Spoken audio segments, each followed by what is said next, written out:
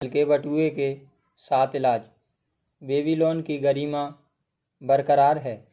युगों बाद भी सबसे बेहतरीन खजानों से भरे एक अत्यंत समृद्ध शहर के रूप में उसकी प्रतिष्ठा आज भी वैसी ही है। लेकिन ये हमेशा से ऐसा नहीं था। बेबीलोन की समृद्धि इसके लोगों की बुद्धिमानी का परिणाम थी। उन्हें पहले सीखना पड़ा कि अमीर कैसे बना जाता है। जब भला राजा सारगन अपने शत्रुओं एलामाइट को हराकर बेबीलोन लौटा तो उसके सामने एक गहन चुनौती थी। शाही चांसलर ने कुछ इस तरह इस समस्या को बताया। हमारे लोगों के पास कई सालों तक समृद्धि रही क्योंकि महाराजा ने सिंचाई के लिए बड़े नहर और देवताओं के बड़े मंदिर बनाए। लेकिन इन कामों के पूरा हो जाने के बाद लोगों के पास जीवन यापन का कोई जरिया नहीं बचा। मजदूरों के पास रोजगार नहीं है। व्यापारियों के पास ग्राहकों की कमी है। किसान अपना सामान नहीं बेच पाते हैं। लोगों के पास भोजन खरीदने के लिए पर्याप्त स्वर्ण नहीं है। लेकिन इन कामों पर खर्च किए जाने वाले स्वर्ण कहाँ गए? राजा ने पूछा। मुझे डर है कि चांसलर ने कहा, यह शहर के कुछ सबसे अमीर लोगों की गिरफ्त में चला गया। यह हमारे लोगों की उंगलियों से ऐसे फिसला जैसे बकरी का दूध बर्तन चन्नी से फिसलता है। अब चूंकि स्वर्ण की धारा लगभग बंद हो चली है, हमारे अधिकतर लोगों के पास आमदनी के लिए कुछ भी नहीं बचा। राजा कुछ देर तक सोचता रहा। तब उसने पूछा, कुछ लोगों ने इतना सारा सोना कैसे हथिया लिया? क्योंकि उन्हें इसका तरीका पता है, चांसलर ने कहा। आप एक इंसान की सफलता के लिए आलोचना नहीं कर सकते क्योंकि उसे सफल होने का तरीका मालूम है। ना ही आप किसी इंसान से वे छीन सकते हैं जो उसने अच्छे तरीके से कमाया है ताकि कमज़ोर इंसान को दिया जा सके। लेकिन राजा ने जानना चाहा, क्यों नहीं सारे लोग स्वर्ण कमाने और समृद्ध बनने का तरीका सीख सकते? संभव है महाराज, लेकिन उन्हें कौन सिखाएगा? पुजारी तो सिखा नहीं सकते क्योंकि वे खुद पैसे कमाने का तरीका नहीं जानते। हमारे शहर में अमीर बनने का सबसे अच्छा तरीका कौन जानता है? चांसलर, राजा ने पूछा। आपके सवाल का जवाब इसी में छुपा है महाराज। बेबीलोन में सबसे ज़्यादा संपत्ति किसने अर्जित की है? सही कहा मेरे सक्षम चांसलर, वह अरकद है। वह बेबीलोन का सबसे अमीर आदमी है। उसे कल मेरे पास लेकर आओ। अगले दिन राजा के आदेश अनुसार अरकद को सामने लाया गया, जो अपनी उम्र के बावजूद स्वस्थ और जीवंत दिखता था। अरकद, राजा ने पूछा, क्या ये सही है कि तुम बेबीलोन में सबसे अमीर इंसान हो? ऐसा कहा जाता है महाराज, और कोई इंसान इस पर आपत्ति नहीं करता। तुम इतने अमीर कैसे हो गए? इस शहर ने जो अवसर सबको दिए हैं उनका लाभ उठाकर। तुमने शून्य से शुरुआत की थी। सिर्फ अमीर बनने की गहरी इच्छा थी, उसके अलावा कुछ नहीं। अरकद, राजा बोलता गया, हमारा शहर बहुत बुरी अवस्था में है क्योंकि कुछ ही लोग धन कमाना जानते हैं और उन्होंने इसे अपने एकाधिकार में कर लिया है, जबकि जनता ये नहीं जानती कि कमाए गए स्वर्ण का एक हिस्सा अपने पास कैसे रखा जाए। ये मेरी इच्छा है कि बेबीलोन दुनिया का सबसे अमीर शहर बने। इसलिए ये कई अमीर लोगों का शहर होना चाहिए। इसलिए हमें सभी लोगों को यह सिखाना चाहिए कि संपत्ति कैसे बनाई जाए। अरकद, मुझे बताओ कि क्या पैसे कमाने का कोई रहस्य है? क्या ये सिखाया जा सकता है? यह व्यवहारिक है महाराज। जो एक इंसान जानता है वह दूसरों को भी सिखा सकता है। राजा की आंखें चमक उठी। अरकद, तुमने वह कहा जो मैं सुनना चाहता था। क्या तुम अपना ज्ञान कुछ शिक्षकों को सिखाओगे जो इसे दूसरों को सिखाएंगे? जब तक मेरे राज्य का हर इंसान इसे सीख न जाए। अर्कद ने झुककर सलाम किया और कहा, मैं आपका सामान्य नौकर हूँ।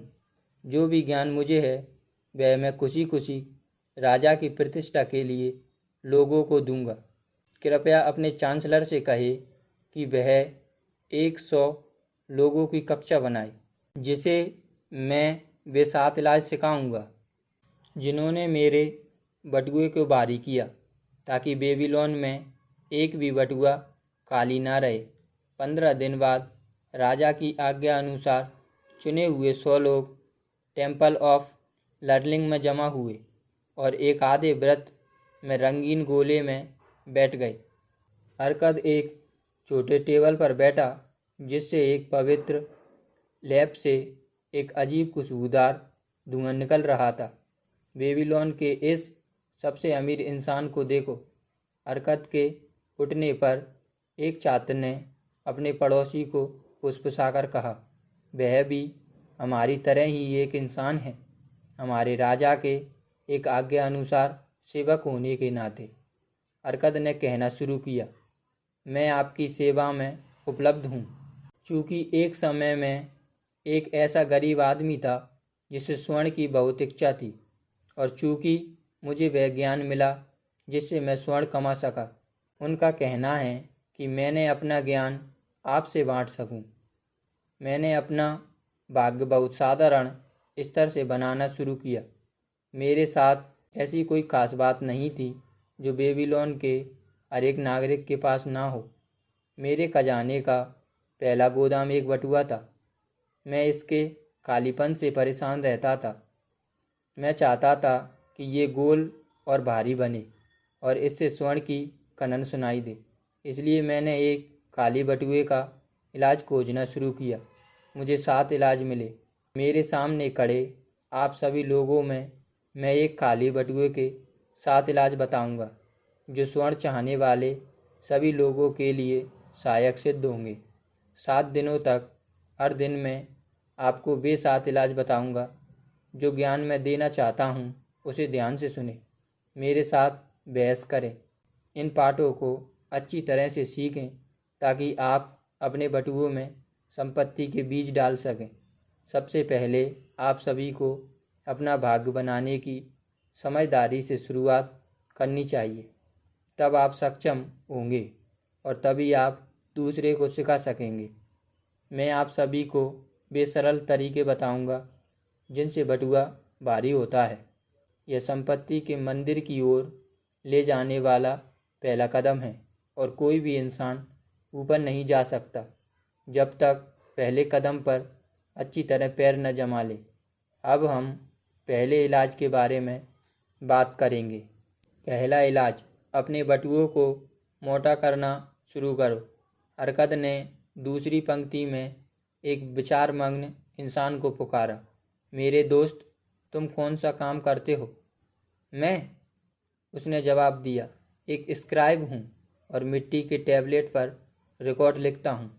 मैंने भी यही काम करके पहले तांबे के सिक्के कमाए थे, इसलिए तुम्हारे पास भी भाग्य बनाने का वही अवसर है।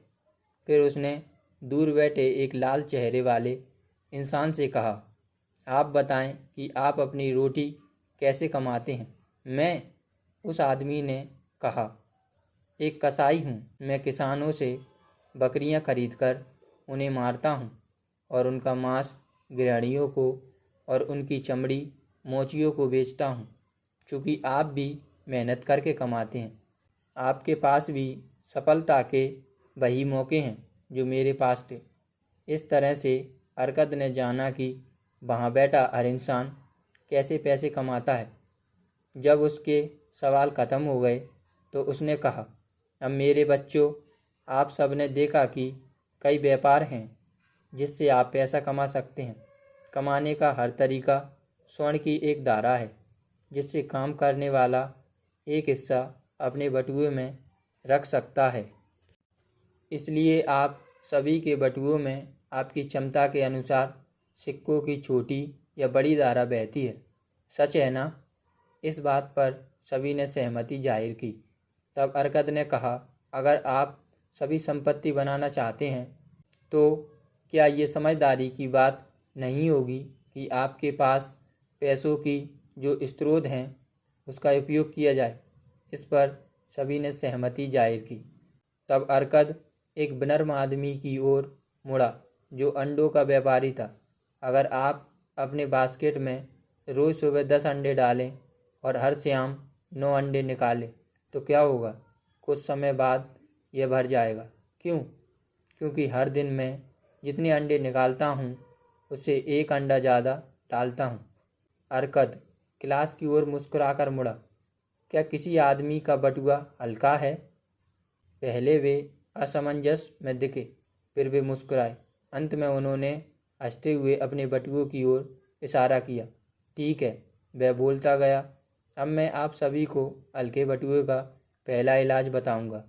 वही करें जो मैंने अंडे के व्यापारी से कहा है। अपने बटुए में जब भी 10 सिक्के डालें तो सिर्फ 9 सिक्के निकालें। आपका बटुआ भारी होना शुरू होगा और इसका बढ़ता भार आपके हाथ को अच्छा महसूस कराएगा और आपकी आत्मा को शांति देगा। जो मैं कह रहा हूँ उसकी सरलता के कारण उसे अनदेखा ना करें। मैंने कहा था कि मैं बताऊंगा कि मैंने अपनी संपत्ति कैसे बनाई। यह मेरी शुरुआत थी। मेरा भी बटुआ हल्का था और मैं इसे गाली देता था क्योंकि मेरे पास अपनी इच्छाएं पूरी करने का कोई तरीका नहीं था। लेकिन जब मैं अपने बटुए से सिर्फ 10 का 9वां हिस्सा निकालने लगा तो ये भरने लगा। आपके साथ भी ऐसा ही होगा। अब मैं एक अजीब सा सच बताऊंगा जिसका कारण मैं नहीं जानता। जब मैं अपनी आमदनी का सिर्फ 90% खर्च करने लगा, मेरा उतने में अच्छे से काम चलने लगा। मेरे पास पहले से कमी नहीं थी, साथ ही मेरे पास सिक्के और आसानी से आने लगे। निश्चित ही यह देवताओं का नियम है कि जिसने सारा पैसा खर्च न करके एक हिस्सा अपने पास बचाया उसके पास स्वर्ण आसानी से आता है। ठीक उसी तरह एक खाली बटुए में सोना आने से कतराता है। आप में किस चीज़ की सबसे ज़्यादा इच्छा है? क्या आप हर रोज़ किसी आभूषण, किसी सुंदर चीज़, बेहतर चीज़ों, ज़्यादा भोजन में चीज़ें खर्च करते हैं जो तुरंत चली जाती हैं और भूल जाती हैं? या फिर आप अच्छी जायदाद, स्वर्ण, ज़मीन, मवेशी, सामान और आमदनी लाने वाले निवेश चाहते हैं? बटुए से निकाले जाने वाले सिक्के पहली चीज़ लाते हैं। जिन सिक्कों को आप बटुओं में छोड़ देते हैं वे दूसरी चीज़ लाते हैं। मेरे छात्रों, यह हल्के बटुए का पहला इलाज है जो मैंने खोजा। बटुओं में अगर 10 सिक्के डालें तो सिर्फ 9 खर्च करें। इस पर आपस में बहस करें। अगर किसी आदमी को यह गलत लगता है तो मुझे कल बताए जब हम मिलेंगे। दूसरा इलाज, अपने खर्चों पर नियंत्रण रखें। मेरे कुछ छात्रों ने मुझसे यह पूछा, एक आदमी अपनी कमाई का 10वां हिस्सा कैसे बचा सकता है जब उसके खर्च के लिए सारी कमाई पूरी नहीं पड़ रही हो? इसलिए अरकद ने अपने छात्रों से दूसरे दिन बात शुरू की। कल कितने लोगों ने हल्का बटुआ साथ रखा? हम सभी ने, क्लास ने जवाब दिया।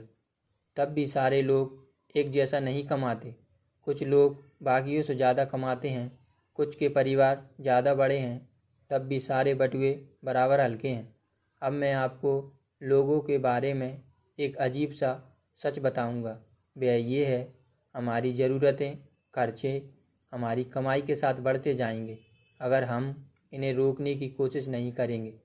ज़रूरी खर्चों को अपनी इच्छाओं से ना मिलाएं। आप सभी के पास अपने परिवार के साथ आमदनी से ज़्यादा इच्छाएं हैं, इसलिए आपकी कमाई उन इच्छाओं को पूरा करने में हमेशा खर्च होती रहेगी। तब भी आपकी कई इच्छाएं अधूरी रह जाएंगी। सभी इंसान क्षमताओं से ज़्यादा इच्छा से भरे हुए हैं। मैं अपनी संपत्ति के कारण अपनी सभी इच्छाएं पूरी कर सकता हूँ। यह गलत सोच है। मेरे समय की सीमा है, मेरी क्षमता की सीमा है। मैं जितनी दूरी तय कर सकता हूँ इसकी सीमा है। जितना मैं खा सकता हूँ उसकी सीमा है, मैं जितना आनंद उठा सकता हूँ उसकी सीमा है। मैं आपसे कहता हूँ कि खेतों में फूस तभी उगती है जब उसकी जड़ों के लिए किसान ज़मीन जोतते हैं। ठीक उसी तरह इच्छाएं तभी पैदा होती हैं जब उनके पूरा होने की आशा हो। आपकी इच्छा कई हैं, लेकिन उनमें कुछ ही पूरी हो सकती हैं। अपने रहने के तरीक़ों को अच्छी तरह से देखें। आपको कई ऐसे खर्चे मिलेंगे जिन्हें कम किया जा सकता है या हटाया जा सकता है। आपका लक्ष्य होना चाहिए कि खर्च किए हर सिक्के का आपको 100% लाभ मिले। इसलिए अपने टैबलेट पर हर उस चीज़ का नाम लिखें जिस पर आप खर्च करना चाहते हैं। केवल उन्हीं को चुनें जो ज़रूरी हैं और जिनको आप आमदनी के 90% में खरीद सकते हैं। बाकियों को काट दें और उन्हें उन इच्छाओं में रखें जिनको पूरा करने का ज़रूरत नहीं है और जिन पर पछतावा नहीं होना चाहिए। फिर अपने ज़रूरी खर्चों का बजट बनाएं। उस 10वें हिस्से को न छुएं जो आपके बटुओं को भारी बना रहे हैं। अपने बजट के साथ काम करते रहें और अपनी मदद के लिए बदलाव करते रहें। अपने भारी बटुओं को बचाने के लिए इसे पहला सहायक बना लें। तब लाल और स्वर्ण रंग का चोंगा पहने हुए एक छात्र खड़ा हुआ और बोला, मैं स्वतंत्र आदमी हूँ। मेरा विश्वास है जिंदगी की अच्छी चीज़ों का आनंद उठाने का मेरा अधिकार है। इसलिए मैं उस बजट की गुलामी का विरोध करता हूँ जो यह बताता है कि मुझे कहाँ और कितना खर्च करना चाहिए। मुझे लगता है यह मेरा आनंद छीन लेगा और मुझे बोझ ढोने वाला गधा बना डालेगा। इस पर अरकत ने जवाब दिया, मेरे दोस्त, तब कौन आपका बजट बनाएगा? मैं इसे खुद बनाऊंगा। विरोधी इंसान ने कहा, तब इस मामले में क्या गधा अपने बोझ में आभूषण और सोने की प्लेटें डालेगा? बिल्कुल नहीं। वह घास, अन्न और पानी डालेगा ताकि रेगिस्तान के सफ़र में काम आए। बजट का लक्ष्य आपके बटुए को मोटा करना है। इसका काम है आपकी ज़रूरतों को पूरा करना और जहाँ तक हो सके आपकी इच्छाओं को पूरा करना। इसका काम है आपकी गहरी इच्छाओं को आपकी हल्की इच्छाओं से अलग करना। एक गुफा में रोशनी की तरह आपका बजट आपके बटुए के छेदों को दिखाता है और सही एवं ज़रूरी चीज़ों के लिए आपके खर्चों को नियंत्रित करता है। यह आपके हल्के बटुए का दूसरा इलाज है। अपने खर्चों का बजट बनाएं ताकि आपके पास ज़रूरतों को पूरा करने के लिए पैसा हो। अपनी आमदनी के 90% हिस्से से आनंद उठाने और ज़रूरी इच्छाओं को पूरा करने की गुंजाइश हो। तीसरा इलाज, अपने स्वर्ण को बढ़ाएं। देखिए, आपका बटुआ भारी होता जा रहा है। आपने अपने आप में इतना अनुशासन डाल लिया है कि आप अपनी कमाई के 10वें हिस्से को बचा सके। आपने खर्चे को नियंत्रित कर लिया है ताकि आपका खजाना बढ़ता जाए। अब हम आपको बताएंगे कि अपने खजाने को कैसे काम पर लगाया जाए ताकि वह बढ़ता रहे। बटुए में रखा स्वर्ण दिल को खुश करता है और कंजूस को खुशी देता है, पर कुछ कमाता नहीं है। जो स्वर्ण हम अपनी कमाई से बचाते हैं वह तो सिर्फ शुरुआत है। इसकी कमाई से ही आप संपत्ति खड़ी करेंगे। अरकत ने ये बात तीसरे दिन क्लास को कही। फिर हम कैसे अपने स्वर्ण को काम पर डाल सकते हैं। मेरा पहला निवेश दुर्भाग्यशाली था, मैंने उसे खो दिया। मेरा पहला लाभदायक निवेश एक कर्ज था जो मैंने सील्ड बनाने वाले अकबर को दिया था।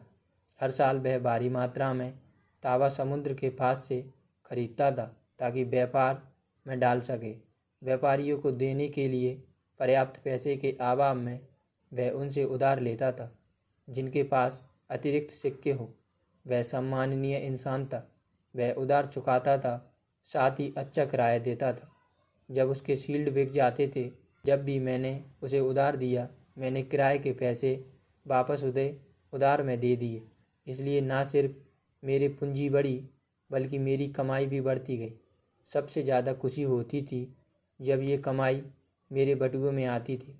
मेरे छात्रों, मैं कह रहा हूँ कि इंसान की संपत्ति उसके बटुए के सिक्के में नहीं है, वे उस आमदनी में हैं जो उसने बनाई है, स्वर्ण की उस धारा में है जो उसके पर्स में आती है और उसे भारी बनाती है। यही हर इंसान चाहता है, यही वह चीज़ है जिसे हर इंसान चाहता है, एक आमदनी जो आती जाती है, भले आप काम करें या ना करें। मैंने बड़ी आमदनी बनाई है, इतनी बड़ी कि मैं एक बहुत अमीर आदमी कहलाता हूँ। इस अनुभव से लाभ उठाकर मैंने अपने उधार और निवेशकों को बढ़ाया। जैसे जैसे मेरी पूंजी बढ़ती गई, शुरुआत के कुछ स्रोतों से और बाद के ढेर सारे स्रोतों से मेरे बटुए में स्वर्ण की एक धारा आती गई जो मेरे अच्छे इस्तेमालों के लिए उपलब्ध थी। देखिए, अपनी साधारण कमाई से मैंने स्वर्ण के गुलामों की फौज तैयार कर ली, जो मेहनत करके मेरे लिए और भी स्वर्ण कमा रहे थे। जैसे जैसे वे मेहनत करते गए, उनके बच्चे भी मेहनत करने लगे और उनके बच्चे भी मेहनत करने लगे, जब तक मेरी आमदनी काफ़ी बड़ी नहीं हो गई। इस आमदनी से स्वर्ण तेज़ी से बढ़ता गया, जैसा आप इस उदाहरण में देखेंगे। एक किसान जब उसका पहला बच्चा पैदा हुआ, चांदी के 3 सिक्के लेकर सूदखोर के पास गया और उसे किराए पर रखने को कहा जब तक उसका बच्चा 20 साल का ना हो जाए। यह काम सूदखोर ने किया और उसने कहा कि हर 4 साल का किराया इसका 1/4 मूल्य होगा। किसान ने कहा कि चूँकि ये पैसा उसने अपने बच्चों के लिए रख छोड़ा था, इसलिए किराए का मूल्य रकम में जोड़ दिया जाए। जब वह लड़का 20 साल का हो गया, किसान वापस सूदखोर के पास चांदी के बारे में पूछने गया। सूदखोर ने बताया कि चूँकि उसका पैसा चक्रवृद्धि ब्याज से बढ़ा था, इसलिए चांदी के वे 10 सिक्के 21.5 सिक्कों में बदल गए थे। किसान काफ़ी खुश हुआ और चूँकि बेटे को सिक्कों की ज़रूरत नहीं थी, वे उन्हें सूदखोर के पास छोड़ गया। जब बेटा 50 साल का हो गया, उसका पिता चल बसा। सूदखोर ने उसे 167 सिक्के वापस दिए। इस तरह वे निवेश किराए के कारण 17 गुना बड़ा हो गया। इसलिए यह एक हल्के बटुए का तीसरा इलाज है। हर सिक्के को काम पर लगाएं ताकि खेतों की फसल की तरह वे आप तक आमदनी लाएं। संपत्ति की एक धारा पैदा करें जो आपके बटुए तक आए। चौथा इलाज, अपने खजाने को नुकसान से बचाएं। दुर्भाग्य एक चमकते निशान को पसंद करता है। इंसान के बटुए के स्वर्ण की रक्षा पूरी ताकत से होनी चाहिए, नहीं तो यह खो जाएगा। इसलिए यह ज़रूरी है कि आप पहले छोटी मात्रा की रक्षा करना सीखें ताकि देवता आपको बड़ी मात्रा दे सकें। इस तरह अरकद ने चौथे दिन क्लास को अपनी बात बताई।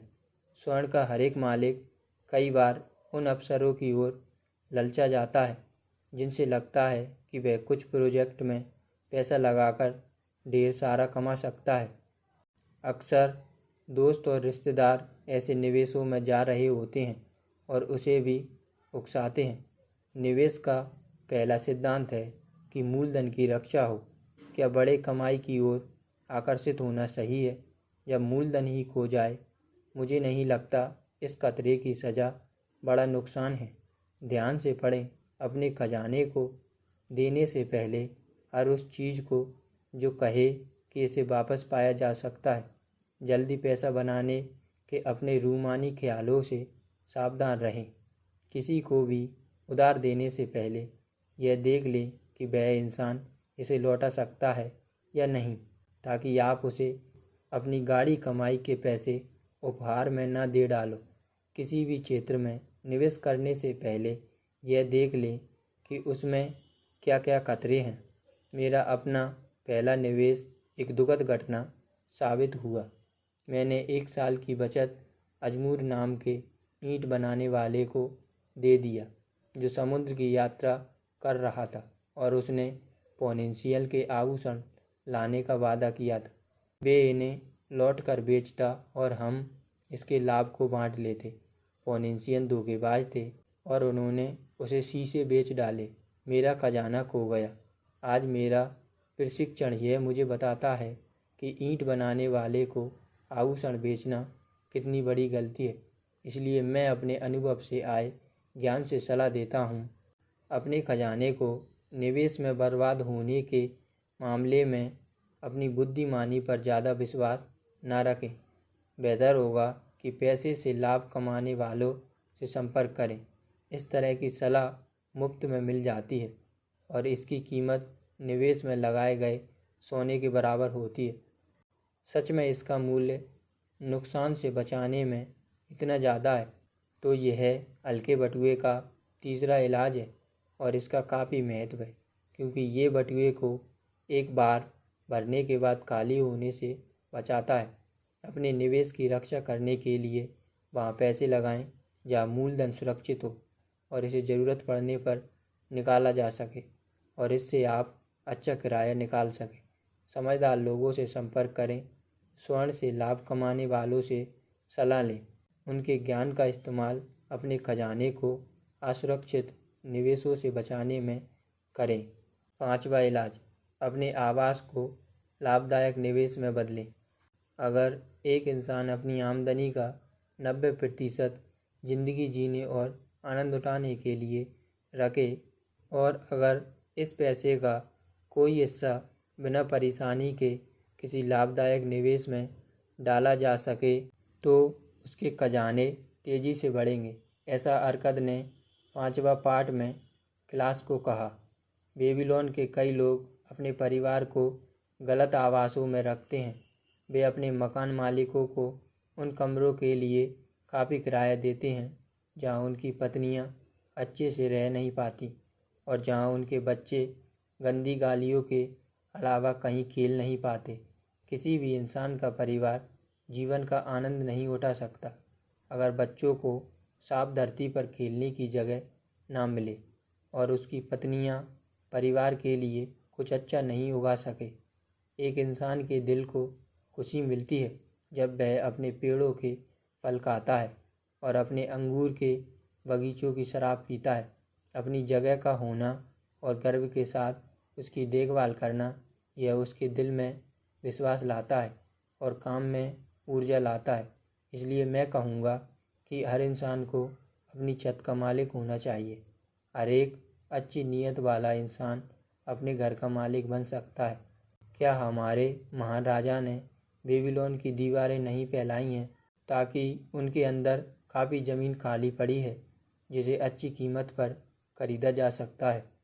मेरे छात्रों, मैं यह भी कहता हूँ कि उधार देने वाले उन लोगों की इच्छाओं की इज्जत करते हैं जो अपने परिवार के लिए घर और ज़मीन चाहते हैं।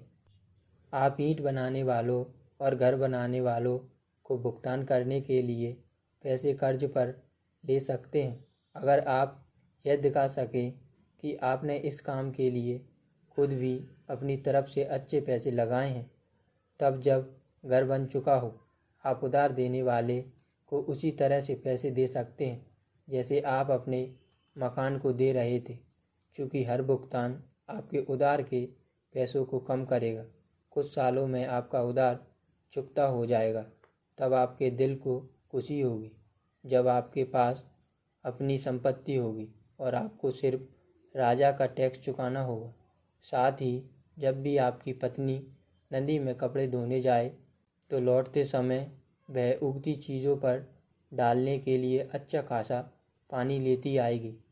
इस तरह अपने मकान वाले को तरह तरह के आशीर्वाद मिलते हैं और इससे उसका रहने का खर्च कम होगा और वह अपने पैसे का इस्तेमाल अपने आनंद और इच्छाओं की पूर्ति में लगा सकेगा।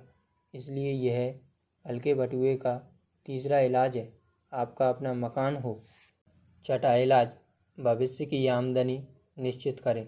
हर इंसान का जीवन बचपन से बुढ़ापे तक पड़ता है। यह जीवन का मार्ग है और कोई भी इंसान इससे अलग नहीं हो सकता अगर उसे भगवान समय से पहले ना बुला ले। इसलिए मैं कहता हूँ कि एक इंसान को आने वाले दिनों के लिए आमदनी सुरक्षित कर लेनी चाहिए जब वह युवा ना रहे और अपने परिवार की देखभाल के लिए भी जब वे उनके साथ ना रहे। यह पाठ आपकी तब सहायता करेगा जब आप कमाने के कम लायक बचे हों। अरकद ने छठे दिन अपनी क्लास को संबोधित किया। वह इंसान जिसने संपत्ति के नियमों की समझ के कारण एक बढ़ती आमदनी विकसित कर ली हो, उसे भविष्य के दिनों के बारे में भी सोचना चाहिए। उसे कुछ ऐसे निवेश कर लेने चाहिए जिससे उसे आने वाले सालों में सुरक्षा मिलती रहे और वे तब भी उपलब्ध हों जब उसके द्वारा अनुमान किया हुआ समय आ जाए।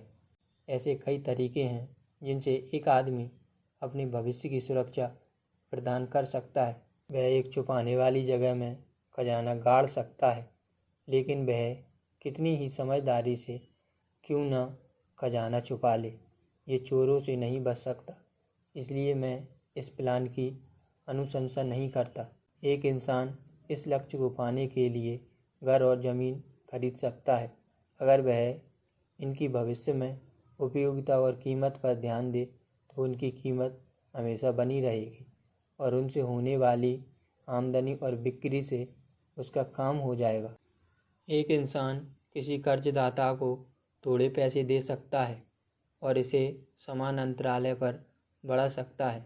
इस पैसे से आने वाले किराए से यह बढ़ता जाएगा। मैं अनसन नाम के मोची को जानता हूँ, जिसने मुझे बताया कि 8 साल तक हर सप्ताह वह चांदी के 2 सिक्के एक कर्जदाता के पास जमा करता था।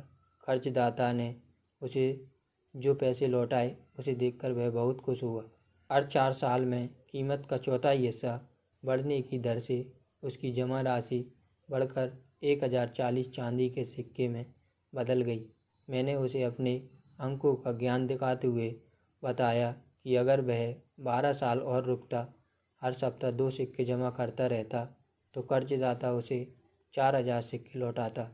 उसे उसकी ज़िंदगी भर के लिए काम आते। निश्चित ही जब नियम के साथ इतनी छोटी जमा राशि इतना लाभ दे सकती है, तब कोई भी आदमी ऐसा नहीं होगा जो बुढ़ापे के लिए और अपने परिवार के लिए एक खजाना ना बनाकर रखना चाहे, भले ही उसका बिजनेस और निवेश कितना ही समृद्ध क्यों ना हो। मैं इस बारे में और भी कहना चाहूँगा। मेरे दिमाग में ये विश्वास है कि किसी दिन बुद्धिमान लोग मृत्यु का भी बीमा कराएंगे।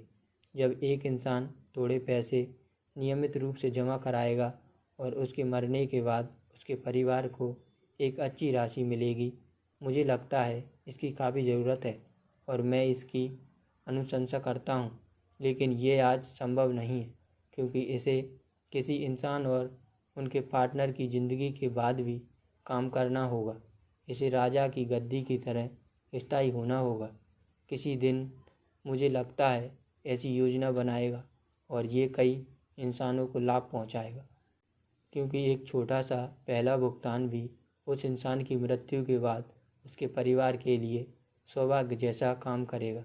लेकिन चूँकि हम आज में रहते हैं, आने वाले दिनों में नहीं, इसलिए हमें अपने लक्ष्य को पूरा करने के लिए संसाधनों का इस्तेमाल करना चाहिए। इसलिए मैं सारे व्यक्तियों को बताना चाहता हूँ कि वे अपने तरीकों के अच्छे और सोचे समझे इस्तेमाल से अपने आगे वाले दिनों के लिए बटुए को भारी करें, क्योंकि एक हल्के बटुए वाले इंसान की मृत्यु के बाद उसके परिवार के लिए घर संभालना बहुत मुश्किल हो जाता है। यह इसलिए एक हल्के बटुए का चटा इलाज है।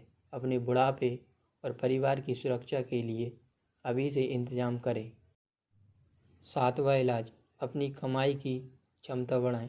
मेरे छात्रों, आज मैं आप लोगों को हल्के बटुए का एक सबसे बड़ा इलाज बताऊंगा, लेकिन आज मैं आपसे स्वर्ण के बारे में बात नहीं करूंगा, बल्कि आपके बारे में बात करूंगा।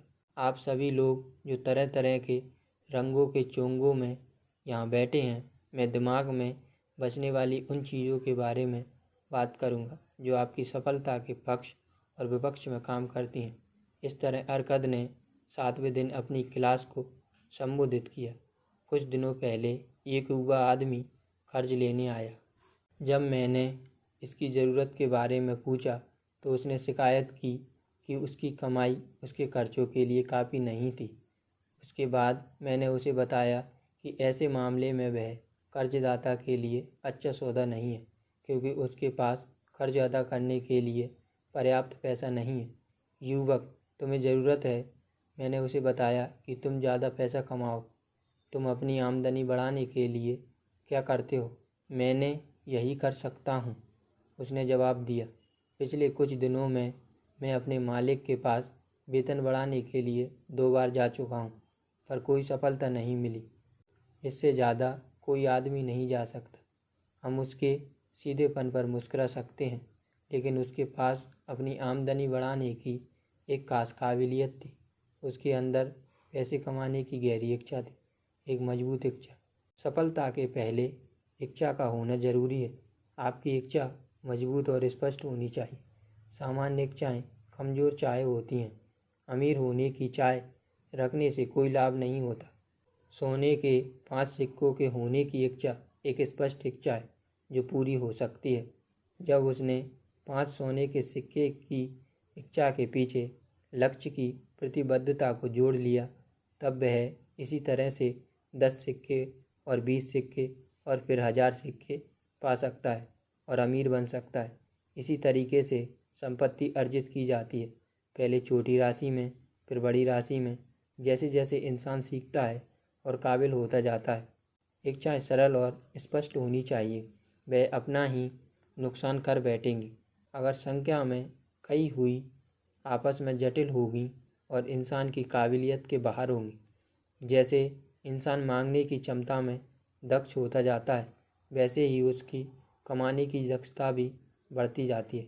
उन दिनों में तांबे के कुछ सिक्कों के लिए स्क्राइब का मामूली काम कर रहा था। मैंने देखा कि कुछ लोग मुझसे ज़्यादा काम करते हैं और मुझसे ज़्यादा कमाते हैं। तब मैंने तय किया कि मैं सबसे ज़्यादा कमाऊंगा। बहुत जल्दी मैं जान गया कि उसकी सफलता का राज क्या है।